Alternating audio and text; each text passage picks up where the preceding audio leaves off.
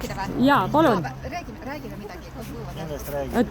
Teie soovitused Mustamäe rahvale? Tegelikult ma tahaks öelda seda, et me oleme täna siin küll olnud nii vähe aega, aga me oleme terve suure selle Patsahkami neid flyer'id ära jaganud ja mitte nii, et peaks inimestele kätte toppima.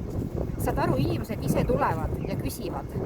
Et me oleme kuulnud teist ja me oleme teie poolt ja teised inimesed lihtsalt vaatavad, et nii ilus sinine värv, et tulevad uurima ja võtavad ka kaasa ja räägivad enda muredest. Ma vaatan, et taevas on teie pea kohal, on täiesti sinine.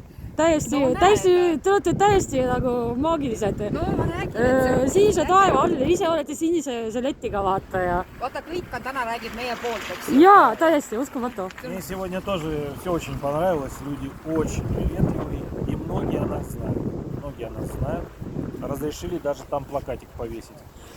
Ma olin siin natukene vaata kaugemale teises otsas, turu teise otsas ja vestlesime ka seal inimestega. Seal on muidugi ka Keskerakonna inimesed, seal on ka oravad ja ekrelased ja bussipeatuses seisame meie seal, vaata meie tiimis koos inimesed. Ja astuvad ka ligi, vaata, nagu siingi, eks ole, nagu ma olen näinud. Tunned huvi, minagi jagan oma materjali, vaata, mul siin oma väike pakike, vaata.